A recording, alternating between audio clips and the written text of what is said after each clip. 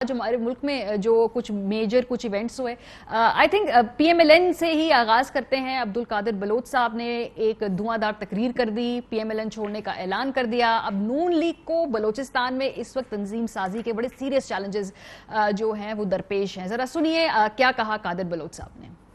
बीबी मरियम साहबा के कहने के ऊपर यहाँ पर एक कन्वेंशन की खवातीन की और बीबी से यही हमने रिक्वेस्ट की वो आपसे थोड़ी देर के लिए तकरीर करने के बाद आधे घंटे के लिए उनसे मुलाकात करें। वो बीबी आती हैं, तकरीर करती है और तकरीर करके पाँव पटकते हुए सीधे निकल जाते हैं। मेरे लिए बड़ी शर्म की बात है। पीडीएम का जलसा था, उस जलसे में कुछ वाकयात हुए, उसकी बिना पर मैंने फैसला किया कि मुस्लिम लीग नून से मैं अपने रास्ते जुदा करूंगा। अच्छा, पीएमएलएन बार बार कह रही है जी कि इनके अपने पर्सनल ग्रजेस हैं। पॉलिटिक्स में हमने यही देखे, नजरिया बयानिए के ऊपर तो खैर गालिबन क्या कोई इख्तलाफात हो बहुत ही कम होते हैं, ये कोई पर्सनल पॉलिटिकल इशू ज्यादा लग रहे हैं। सनाउल्लाह ज़हरी साहब ने भी बाद में फिर तकरीर की और कहा कि अब पीएमएलएन का तो एग्जिस्टेंस ही नहीं थी बलोचिस्तान में, हम आए, हमने इसको स्ट्रेंथन किया। बहरहाल अब ये दोनों बाकायदा बाजाब्ता तौर पर इन्होंने कहा कि अब हम पीएमएलएन के साथ नहीं है। सुन लीजिए। पार्टी के लिए दिन रात मैंने एक की, जनरल साहब ने भी एक की, बीसों दफा जुल्फिकार मक्सी ने बोला, जफरुल्लाह जमाली ने बोला, जाम यूसुफ उस वक्त जिंदा था, उन्होंने कहा, और बहुत सारे जो हमारे नवाब सरदार है यहाँ के, उन्होंने भी मुझे कहा कि नवाज शरीफ से आप शर की तवक्को रखें, खैर की तवक्को नवाज शरीफ से आप न रखें। बहरहाल अजीब सी बात है कि जब इक्तिदार में होते हैं तब आपको कोई खैर की तवक्को भी होती है, उस वक्त सब चीजें अच्छी भी लग रही होती हैं। अपोजिशन के अंदर जरा ज्यादा जो ये जो है ना क्रैक से नजर आते हैं। राना साहब आपसे आगाज करेंगे। सर, आपकी बलोचिस्तान के अंदर बजाहिर आप जो भी कहें बात पॉलिटिकल, कोई पर्सनल है, कोई इंतजामी मामलात हैं, आपकी बलोचिस्तान की पार्टी इस वक्त क्राइसिस में है जो वहां पर, और ये आप लोगों के लिए डेफिनेटली इस वक्त पे ऐसे मौके पे लग तो यही रहा है कि नवाज शरीफ साहब के बयानिए के साथ भी लोग जो हैं इतने कन्विंसिंगली खड़े नहीं हैं और शायद वो उज़र ढूंढ रहे हैं पार्टी से इधर उधर होने के। Thank you Maria. मैं एक बात तो बताऊं, जो बलोचिस्तान की बात आपने की है, जनरल कादर साहब और सनाउल्लाह ज़हरी साहब, सनाउल्लाह ज़हरी साहब को जब चीफ मिनिस्टर बनाया, जो आपने बात अभी की है, उस वक्त तो सब कुछ ठीक था, और जिस हालात में बनाया आपको शायद वो भी पता हो क्योंकि आपकी नज़र होती है चीज़ों पे, वो उस वक्त कोई भी इसको रिकमेंड नहीं कर रहा था, बल्कि कुछ जो मुक़द्दर अदारे हैं वो भी कह रहे थे कि ये बड़ा करप्ट आदमी है, इसको मत बनाए। उस वक्त भी एक रिकॉर्ड किया गया और उनको कादर साहब के और बहुत सारे लोगों ने कहा जी इसको बना दें, तो बना दिया गया। फिर जब चीफ मिनिस्टर नहीं रहे उस वक्त, ये उसके बाद आज तक इन्होंने बलोचिस्तान तो ये रहे ही नहीं, दुबई चले गए और वहाँ पे रहे और कोई इनका इंटरेस्ट नहीं था पॉलिटिकल एक्टिविटी में या पार्टी देखो बलोचिस्तान के एक मखसूस हालात है जिसमें आप पॉलिटिकल पार्टीज का कहें कि बहुत ज्यादा डीप रूट्स नहीं होते और वो लैंडस्लाइड विक्ट्री कभी भी किसी को नहीं है। कोलिशन गवर्नमेंट बनती रही है सही, और जो गवर्नमेंट बरसर इक़्तिदार आती है उसकी तरफ ज्यादा टिल्ट कर जाते हैं ये लोग। अभी भी ये हमारे जो चीफ मिनिस्टर हैं इस वक्त, ये स्टेट मिनिस्टर थे हमारे इधर पेट्रोलियम में, और ये मुश्किल आदमी है, इसमें कोई शक नहीं है। इसके वालिद साहब भी हमारे साथ थे, जाम यूसुफ साहब। तो ये एक ट्रेडिशनल किस्म के जो ट्राइबल सिस्टम वहां पे सर बलोचिस्तान की सियासत ऐसे कि राना साहब आपने भी कहा कि आपको मालूम था ये करप्ट है, लेकिन फिर भी आप लोगों ने वजीर आला बना दिया। फिर तो ये आपके बयानी को सर काफी धचका आप ही की स्टेटमेंट से पहुंचेगा कि करप्ट हो, इनकॉम्पिटेंट हो, आपको पता है कि वक्ती तौर पर खाली मसलियत के तहत आते हो, लेकिन चूंकि पोलिटिकली हमें सूट किया, हमने सीएम बना दिया। सर यही अंडरस्टैंडिंग है आपकी स्टेटमेंट से?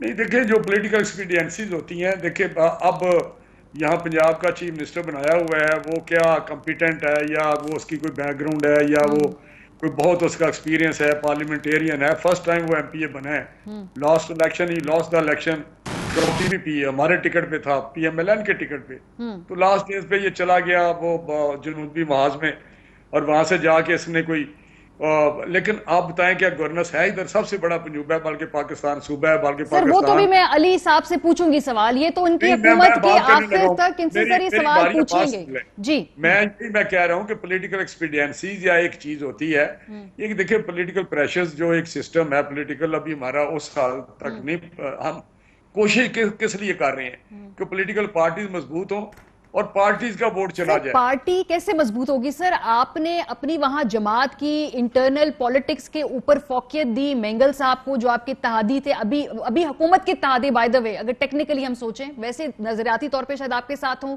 गारंटी नहीं है, शायद वो हो कल या ना हो। आपने अपनी पार्टी के ऊपर उन्हें फोकियत दी, तो किस पार्टी को आपने मजबूत किया सर इसमें?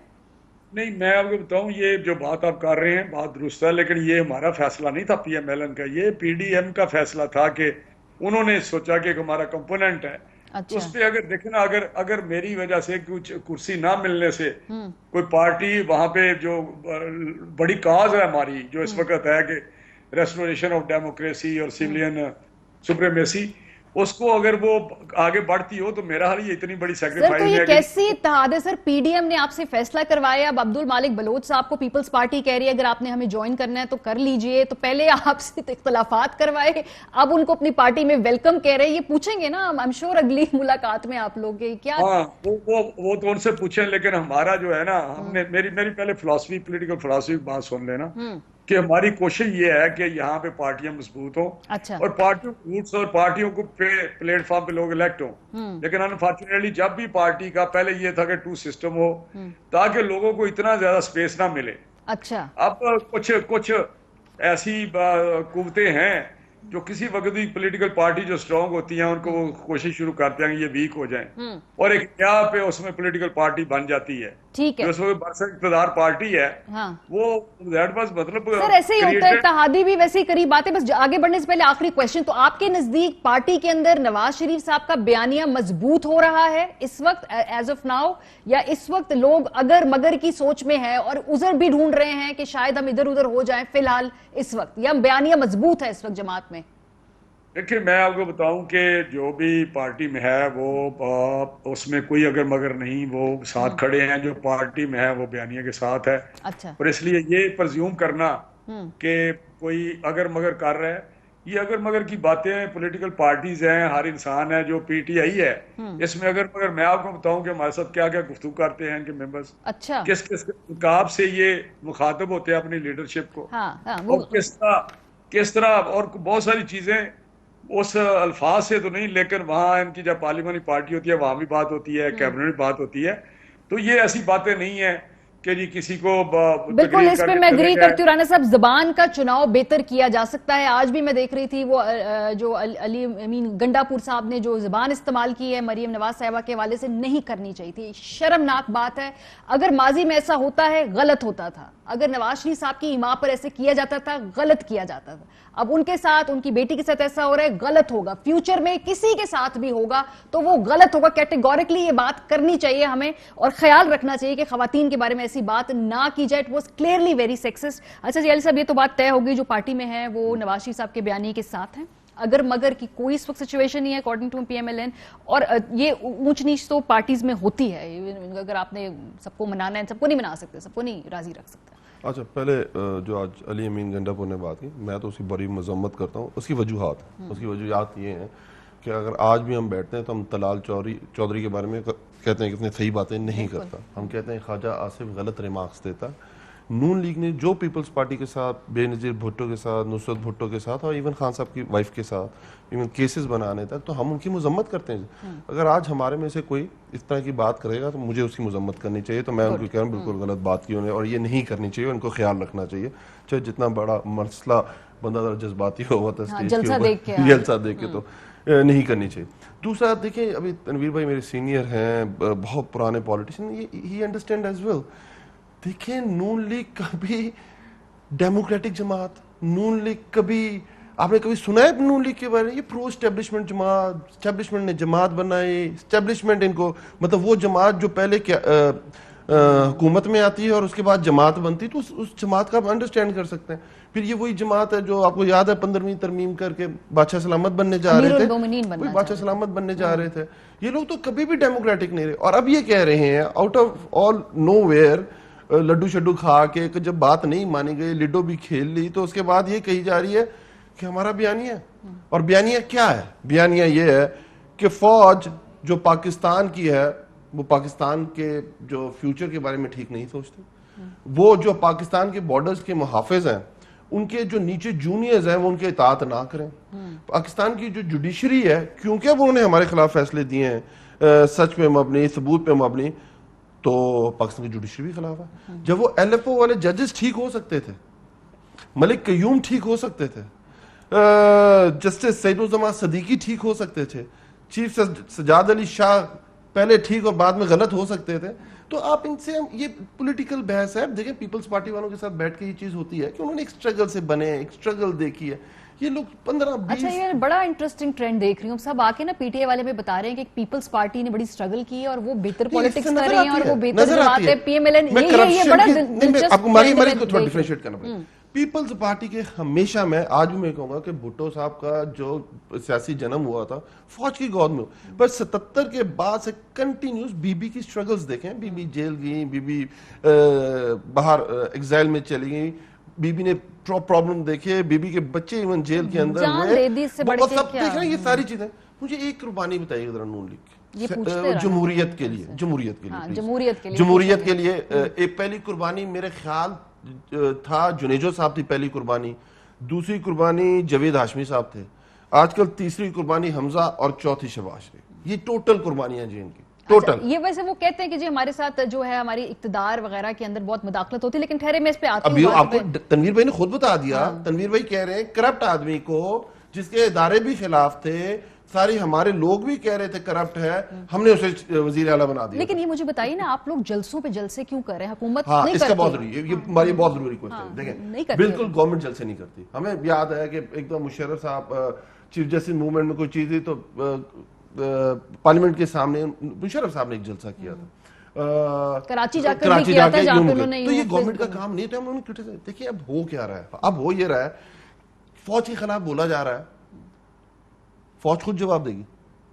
जुडिशरी के खिलाफ बोला जा रहा है, क्या जुडिशरी खुद जवाब देगी? कल चीफ जस्टिस सजाद अली शाह ने, सॉरी हमारे चीफ जस्टिस साहब ने कल कोई उनकी कोई थी मीडिया टॉक थी या कोई किसी जगह वो बयान कर रहे थे कि जब एक जज डिसीजन दे देता है वो सुप्रीम कोर्ट का डिसीजन होता है, तो आपने उसकी उतनी ही इज्जत एहतराम के साथ उसको साथ रहना है। अच्छा। उसमें इख्तलाफ कर सकते हैं, उनके बिहाफ पे जवाब देने के लिए बड़े बड़े जलसे कर रहे हैं। सिंपल सी बात है। देखिए हमने पाकिस्तान, आप पाकिस्तानी अवाम को बता क्या रहे हैं, क्या बता रहे हैं कि पाकिस्तान के फौज के दो जो लोग हैं वो पाकिस्तान की फलाह नहीं सोचते। अच्छा। पाकिस्तान की जो जुडिशरी है वो गलत फैसले करती है। अपना पावर शो इसमें करना है, लोगों को बताना। देखिए बयानिए का मुकाबला बयानिए से दिया जा रहा है। साबिर साहब, ये बयानिए का मुकाबला बयानिए से है इस वक्त, और ये जो इस वक्त बलोचिस्तान में डेवलपमेंट हो रही है, मुमकिन है जी अंदरूनी सियासत के भी इश्यूज हों और इसमें ये शायद जवाब भी ढूंढे जाते हैं कि ऐसे वक्त में जरा बयानिए से दूरी इख्तियार करने के लिए मौका अच्छा है,